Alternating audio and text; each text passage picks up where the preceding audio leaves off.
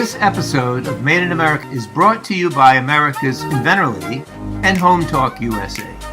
Home Talk is a proud member of the King's Broadcasting Network, which has been bringing you the best in home-based innovation since 1998. Hi, everyone. Thank you so much for being with us for this episode of Made in America.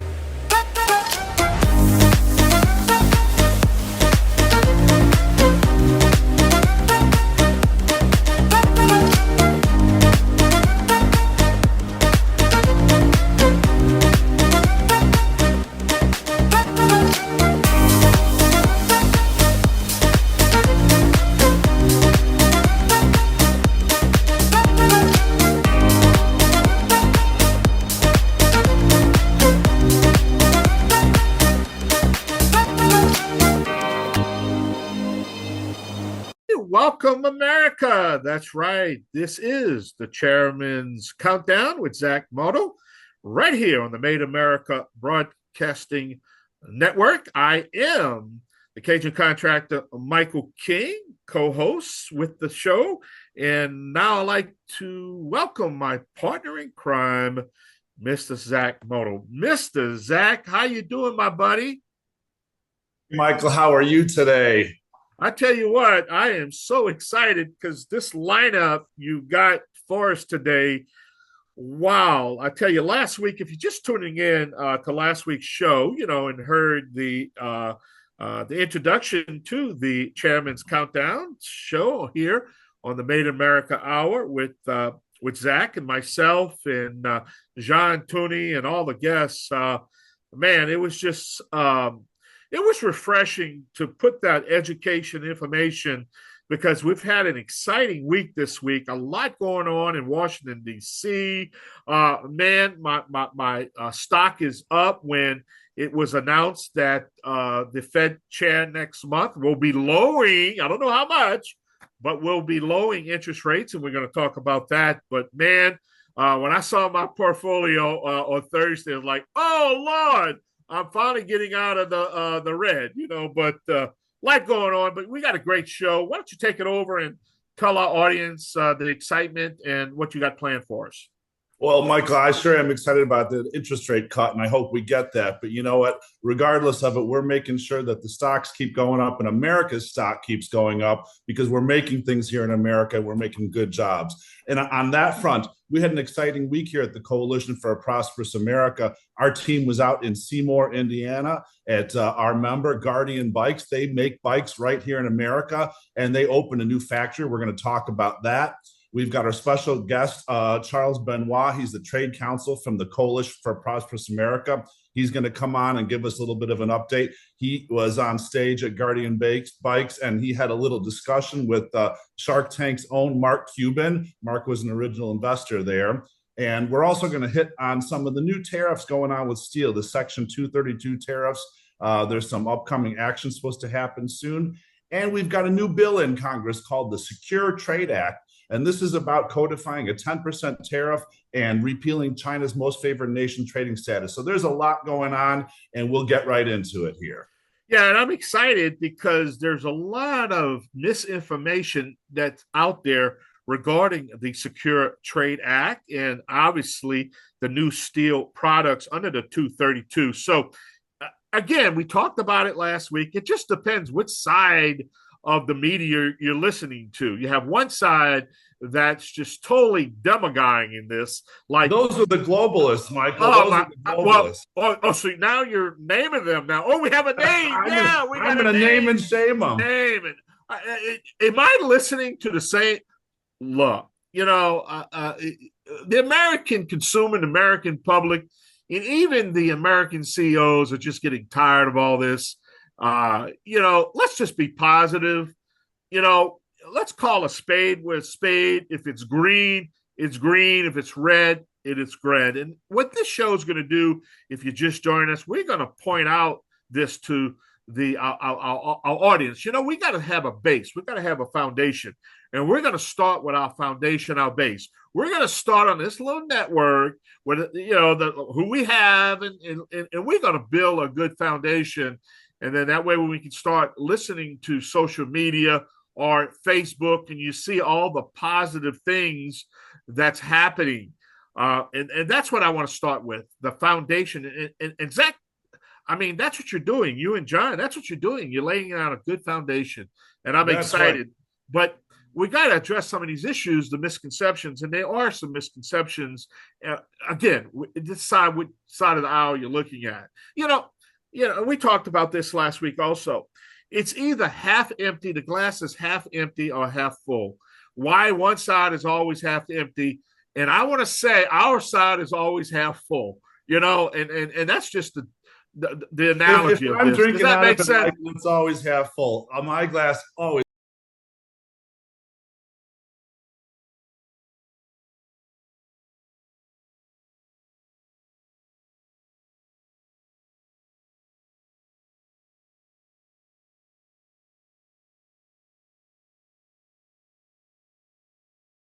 Yeah.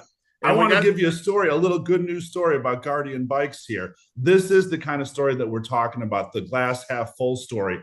This is a company that's really leading the way, and they're a model for reshoring and making jobs in America. And John and Charles were out there last week. John, tell us a little bit about Guardian Bikes and what they're doing out there in Seymour, Indiana. Zach, this is so exciting. Brian Riley was the winner on Shark Tank a few years ago. Today, him and his business partner are the only operation in this country building bicycles. They're going fully vertical. They're building everything from the frames to the handlebars, you name it, right here in this country. They're employing over 250 folks in a little town called Seymour, Indiana, putting people back in high wage positions. And guess what? They're doing more than just building bicycles. They're building up a community that has seen manufacturing leave their town. They're rising up. They're allowing restaurants to come in. The mayor was there. They were thrilled. We had about 300 folks in attendance. Mark Cuban was there. Chuck got a chance to sit down and talk to Mark. It was really exciting. I know, Chuck, anything you want to add there about the visit? Yeah, I mean, a tremendous positive energy. And, I came, Mark Cuban, obviously, if you're just sort of vaguely aware of his X profile in the run up to the election, he came across as a critic of tariff policy. But actually, when you talk to him, his views are much more, pro-tariff than you might think, certainly now that we're, the election's over. So I came across very impressed with Mark Cuban's commitment to American manufacturing and the tremendous work they're doing at Guardian as well. Yeah, well, 250 jobs in Indiana is a big deal. And making bikes here in America is a big deal too, because nobody else has done it in years, right? People have been offshoring, and Guardian is fully vertically integrated. Is that correct? They're making, other people might bring pieces in and put it together, but they're making everything, correct? They're making it here, Zach. They have beautiful equipment. We got a chance to tour the facility. That was the launch of this Independence Day or Independent Supply Chain Day that they had to celebrate their new facility. I mean, you should see some of the machines they have in there. Beautiful, precision pipe, robotic cutting machines to, cut the pipe appropriately for the bike to be built. They have, robotic welding machines from Germany. I mean, Chuck, it was some of the nicest equipment I think we've ever seen. Right, exactly. And they're saying, because other countries have relied on low wages, they haven't even made the investments in this. But I want to make an important point, because I'm sure there's some listeners thinking, oh, great, I'm looking forward to spending, $5,000 for a bicycle or something, or, this. Not at all. And I actually went deep into the history of bike manufacturing and the offshoring of bikes. Bikes, just like flatware, they were offshored back in the 1950s. So in 1950, we sold 2 million bikes a year, and 99.9% of those bikes were made in America. It wasn't a monopoly. We had 10 high volume bike manufacturers, competitive domestic market. The average bike sold for $30. That's about 412 today.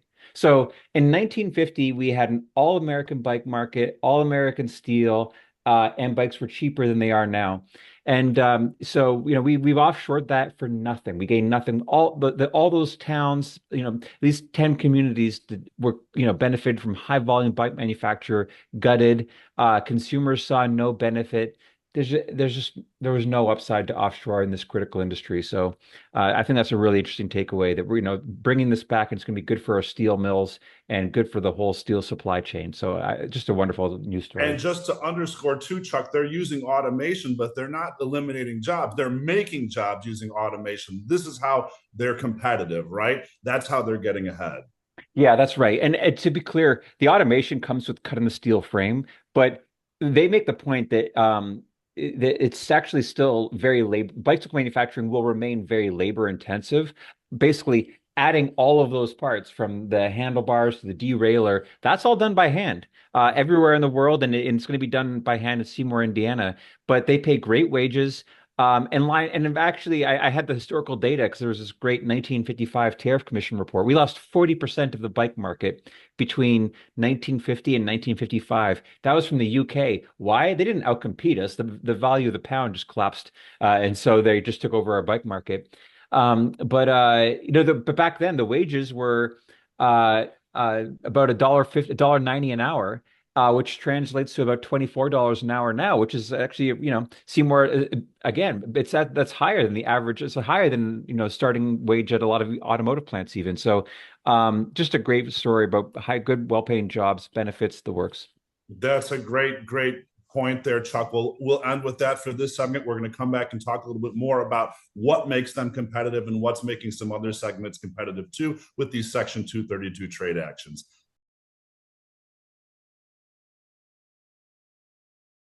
Michael, just before the break, we were talking about all the good things in Seymour, Indiana, over at Guardian Bikes, the jobs they're making high volume bikes right here in America. And one of the things that's helped them has been some of these steel tariffs, these tariffs that are going on right now. And I know a lot of your listeners, Michael, they might be a little concerned. People wonder, well, are tariffs going to raise my price? How do tariffs help consumers? They do help consumers. They bring them new innovative products, new choices, and they help raise the wages of the consumers that are actually able to buy products. Henry Ford wanted to pay good wages so that people could afford to buy his cars. And that's exactly what's going on in Seymour, Indiana. But we had a lot of action with the steel tariffs this week, the Section 232, and those kind of things. The list got expanded. John, can you tell us a little bit about what happened last week with the Section 232 tariff list? Well, they added about 250 new products, Chuck. Is that about right? It was over 250 new products to the Steel 232 action. And this is great news. I mean, this is the administration delivering on their promise to ensure that we have the necessary product on these steel items that we need. And I think this is just the beginning. I tell folks the best is yet to come as it relates to steel. There's more steel actions coming, but this was something that we had anticipated, and we're glad to see it's out. Chuck, I know there's been some big wins for CPA members. Do you want to talk a little bit? What does it mean? What's the practical impact of these new added items to the 232 action? How does it actually benefit the CPA members? Yeah, so we represent a lot of downstream, metal users, right? American businesses, custom fabricators that buy metal, but they, just the way the traditional trade laws were written, there's like an anti-dumping or a countervailing duty order that goes on steel, on rolled steel, flatbed, and it raises their costs, but they don't get any import relief. So it's been really counterproductive for this last century. So this is finally with the inclusion process now, where the small business fabricators can get their products included in the tariff relief so that they're not being, squeezed out. We call that tariff inversion. And one of a longtime CPA member, he's been with us forever, is Cheryl Manufacturing, Greg over there, and couldn't be more delighted. He's the last flatware manufacturer in America, forks, knives, spoons. His brand is Liberty Tabletop. I've got it at home. Can't recommend it enough. He buys American stainless steel. And that back in 2018, Commerce had made that finding. They're like, hey, our mills can't rely on just defense procurement alone. We need a commercial marketplace. We need people like Greg to actually sustain our mills. And so that was something that happened on Friday. We were very pleased to help Cheryl Manufacturing in getting cutlery and flatware added to the steel action. So they've got an additional 50% tariff now on cutlery. and that's tremendous. And then in the same month that we get de minimis close, so I think it's going to be a real win for his business. We did the same thing on dumbbells and kettlebells as well. They're already getting interest from Target and others, so that's just great. And Chuck, from the consumer's perspective, again, people are worried. Well, are these tariffs going to raise my prices? Because that's what we're talking about. Some of these companies are going to be able to have a healthy margin and pay good wages. But the reality is, what we've seen and what these examples are is about bringing more volume to American manufacturing. So our steel mills, they have to charge a price if they're at 60% capacity. When they get to 80% and 90% capacity, they can actually lower the price of their product and be more competitive. And that's what we're doing. We're making it a rich landscape here in America of more manufacturers, more competitors, more sources of supply, and that helps to mitigate any cost increases. Isn't that correct? That's exactly right. So we're going to, Sherrill Manufacturing, they're using the old Oneida factory, right? Well, Oneida Flatwares, now it's a brand owned by a private equity firm that's all imports. The volume will go ramp way up, help actually drive their prices down. One of the things that has kept them going is supplying the Navy. That's going to make the Navy's procurement cheaper, right? Yeah. So it's going to help our Department of Defense as well. So no, this is all gravy. And these things matter. So it's the brightest thing that's happening in this whole last year for me is this new tariff inclusion process. It's going to really strengthen the actions. And you mentioned the closing of the de minimis loophole. I want to let the listeners know a little bit more about that, because that's a fight we've been fighting at CPA for over a decade. And what is exactly the de minimis loophole, Chuck? Yeah, I mean, it was undermining everything in our society, product safety standards to, rule of law and narcotics, traffic policing. But that the de minimis loophole simply said, if any foreign vendor scribbles on their shipment that the value is worth less than 800 in their country, it could just come in tax-free, not even, and worse than duty-free and tax-free. We wouldn't even really inspect it. We just wave it through. So that was a disaster. And it just got so untenable, the Temu, the whole internet of fakes, counterfeit contraband. And then we finally had success. And in 4 more days, it's going to be repealed globally. It's already been repealed for products of China for a couple of months. But, to be really effective, it just has to go away completely. And that's finally happening in 4 more days. That's fantastic news for people who make consumer products in America, as well as a lot of American retailers. There's e-commerce retailers and people here who employ Americans who actually have warehouses and stores. They might import a product, but they do have a substantial footprint here and they pay taxes. And they were even being undercut too by these direct from China shipment to your door. That's right. Like you said, Chuck. Unsafe. There has been a rash. When I was a kid, people used to worry about plug-in electric blankets, and that all went away a long time ago. I'm old now, but we started worrying about it again because these counterfeit, uninspected, unsafe products were coming in and they were catching on fire recently. So, this is the kind of garbage that we got to stop. And I'm so glad to hear we're closing the de minimis loophole.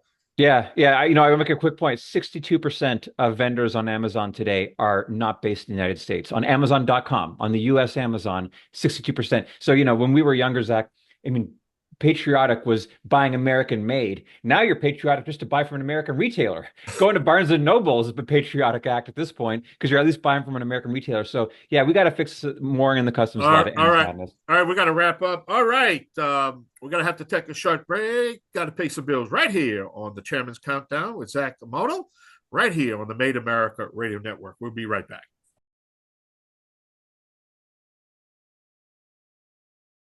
Welcome back. This is the Cajun contractor, Michael King. Welcome to the Chairman's Countdown with Zach Mottl, right here on the Made America Radio Network. If you just joined us, we are having a great conversation on the topics that will convince you that Made in America products, Made in America technology is back.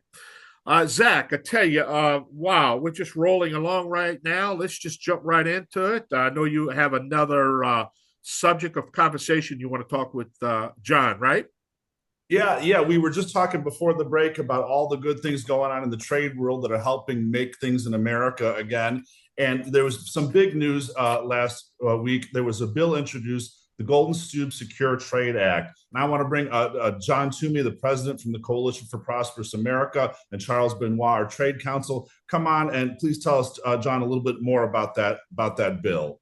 Yeah, well, this is a great bill, Zach. This is a bipartisan effort with Jared Golden, who was a CPA award winner this year for our Trade Hero Award. Every year, CPA gives an award to both a Democrat and a Republican in both the House and the Senate for their outstanding leadership in addressing trade and manufacturing.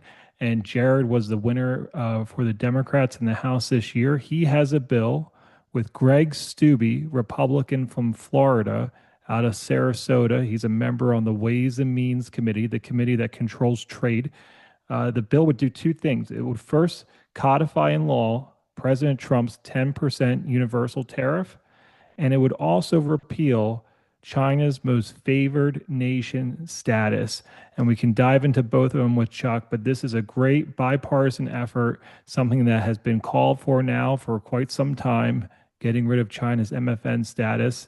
And we certainly need to codify President Trump's revenue tariffs. So Chuck, what's the analysis? What's it say? How great is it? What should the listeners be expecting? Yeah, so it's really important. I call it like basic homework, right? So the main law the president has used for the sectoral tariffs are safe. Okay, they're using a law called Section 232. So the sectoral ones where they go industry by industry, those are pretty safe. But all these country tariffs, they're less so. Okay, so we've got two courts ruled against them. The name of the statute is the International Economic Emergency Powers Act, and we've got two rulings now saying that they can't use it. It could go either way, and that if we lose that, then that's going to be pretty bad. And there's a decent chance that might happen. And so Congress codifying them is really important. How much revenue, Chuck, has the government pulled in? What's their monthly pull in right now? What are we generating from these tariffs? Do you know? Yeah, so we've passed 150 billion revenue, and it's 300 billion by the end of the year. And one of the alarming things I point out is that in this litigation, Chuck, we're running surpluses for the first time. Yeah, I think it was that right. So in June we ran a surplus, so a budgetary surplus. So yeah, it's a really important revenue. I mean, and we got to lock it down. We should not be relying on 300 billion or 400 billion a year in tariff revenue going forward off of these presidential orders. Congress should codify them, make them, there's a lot of benefits to that beyond just legal challenges, but given certainty. So, I say the president ran on the two highlights of his trade platform outside of sectoral were the 10% universal. He ran on that. That was on the Agenda 47 website. And then repealing China's most favored nation status, which puts China at about a supplemental 30% tariff. So the Secure Trades Act does those two. It codifies the two central principles that the president campaigned on. And by the way, these weren't even just Trump's principles. The China MFN thing, that became Republican Party policy at the convention last summer. And then there's been bipartisan recommendations in the last Congress from the House China Select Committee and then also the U.S. China Congressional Commission. So, no excuse for Congress to not get these done. So we'll be pushing for that big time this end of year push.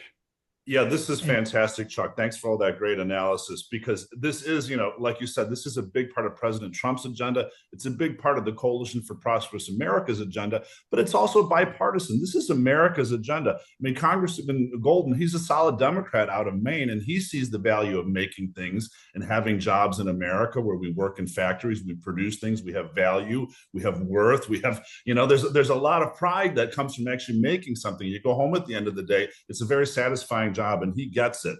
And so I hope we're going to pass this. It's called the Secure Trade Act. It's House Bill 4978. If any of the listeners are into this, they want to call into their congressman, call them and say, hey, you're into House Resolution 4978, you support it, and you hope your congressman will vote for it when he gets a chance. Well, I tell you what, I think accountability is the key here. And I think these legislators now are starting to realize that it's not business as usual where they can just do carte blanche, not what the people that elect them want them to do, but not what they want to do. They have to start doing what the people. And if you keep putting the information out there, which we're doing right now, then they're going to be held accountable for the first time. Or they simply not going to be in, like you said, right, King. That's exactly right. They're not going to be in office anymore.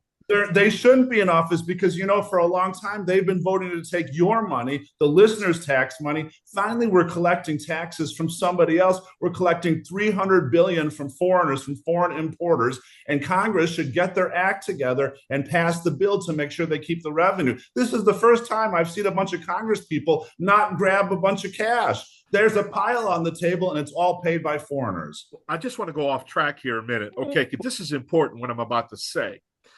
Let's face it. I tell you, I commend the right on the low margin that we have in the House of Representatives. I mean, to get everything that's being accomplished on a slim margin. But I need to tell you, please be focused in the state of Texas. Right now, this is going to be huge because the right has a chance to get 5 more red seats. That's going to totally dictate the policy program of what our president can do without having all this obstruction that he's having. And you're making some good points, but pay attention to that. That's going to be a big point in when we reface the congressional map. That's going to dictate the legislation that we're going to have. Would you agree? And King, I couldn't agree more, but I want to go back to what Zach said there for one second. I want to add an anecdote here. All right, Zach, you said most favored nation sat away. Okay, so for the listeners, China has received this most favored nation status as special treatment since 2001. America has lost 3.4 million manufacturing jobs directly tied to Congress passing most favored nation status for China. That was a Republican-led effort at the time in Congress. Bill Clinton signed it into law. And just to point out, there was a gentleman from Texas. So King's talking about Texas. His name was Bill Archer. He was the chairman of Ways and Means. He was a Republican at the time. He championed to get this bill through, said it was going to be great for our country. His district and his surrounding area lost 65,000 jobs, direct manufacturing jobs. As a result, well past time to turn this off, turn the valve off, and most American worker, the American manufacturer. We got to pass this bill. It's a Stubbe and Golden, and couldn't be more happy to see this. Great point. But Zach, all right. Wow. We're going to be taking a short break shortly, but a lot going on, right? We got a lot going on, and we're going to keep it going on, Michael. All right, so what's coming up in the next segment, though? I know we want to keep this thing rolling. The last segment, I'm gonna leave John. I'm gonna hand the wheel over to John Toomey for the last segment, and he's gonna hit on this Aurobindo. This is an Indian generic drug manufacturer, Aurobindos, and they're trying to take over a generic drug manufacturer in the Czech Republic. And Chuck's going to tell you about why that's important and why we need to pay attention to that. Yeah, you know what? It's little building blocks and it's little steps that we're going to have to do. And we've already shot the gun at the bow. So it's out there. And now as we get on with this and we put this information out there, then we're going to have to really, really hold tight, because here's the thing that's going to happen. And I'm going 2 years down the road here. Okay. Our president that we have is limited term. So we're going to be talking eventually in the future with direction who's going to take over that mantle. We're not to that point yet, but it will matter. Okay. All right. We're going to have to take a short break. You're listening to, that's right, the Chairman's Countdown with Zach Mottl right here on the Made America Radio Network. We're going to come right back with some more information. Stay tuned. Don't go nowhere. You hear?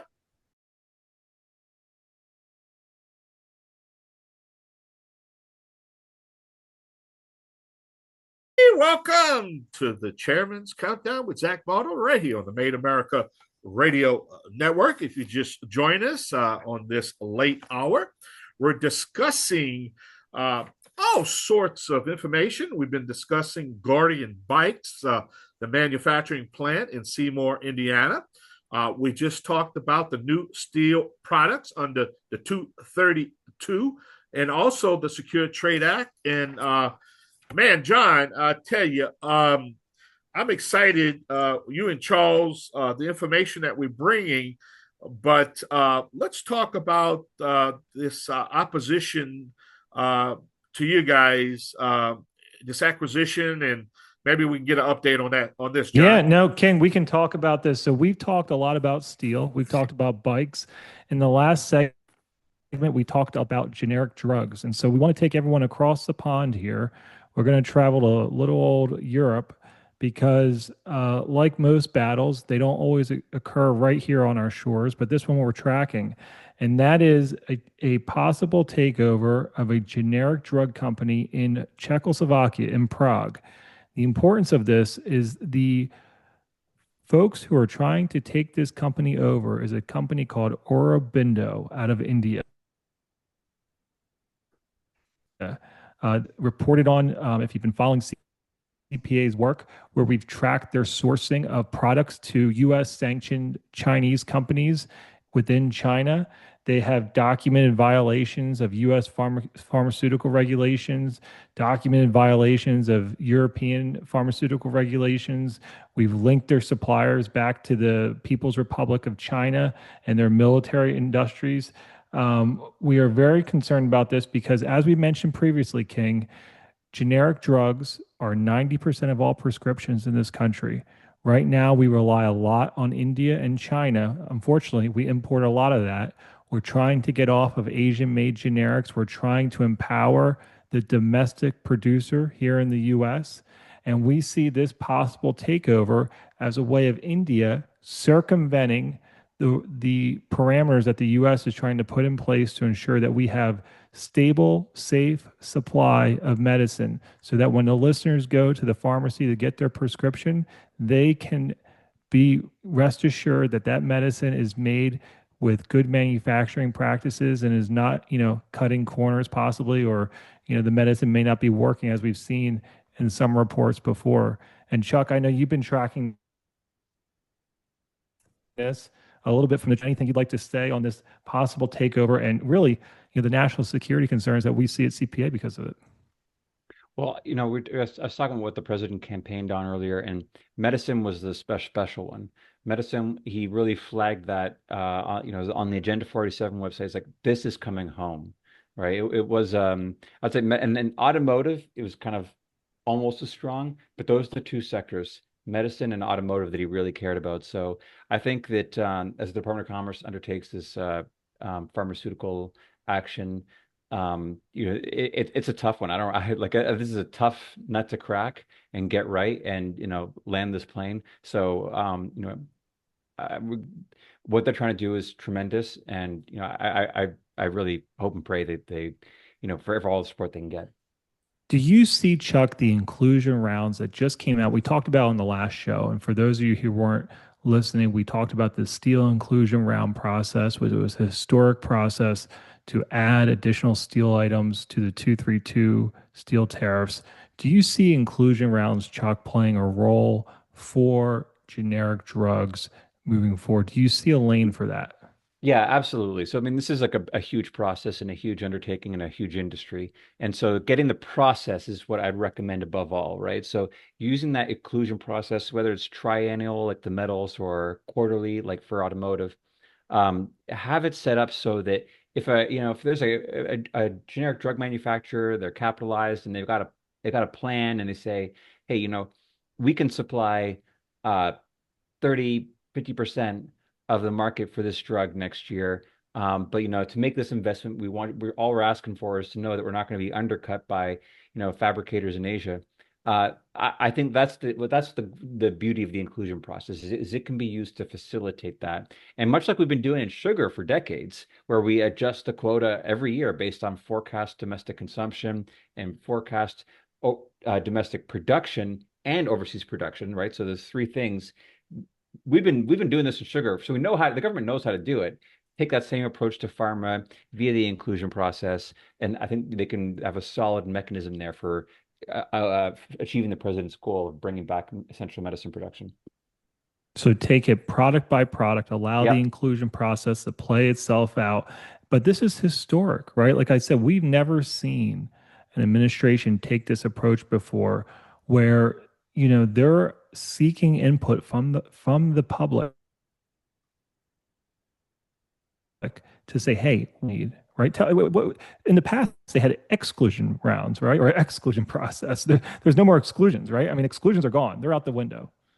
Yeah, that's right. So, I mean, that was the flip on the words is in February of this year, they came out on the steel and aluminum front and they just nuked all the exclusions, which were, importers who had claimed, hey, I really, I can't get this here. So just let me pay nothing. And often they just hadn't talked to people like Zach, our jobbers, custom fabricators of the country who will make whatever you want them to make.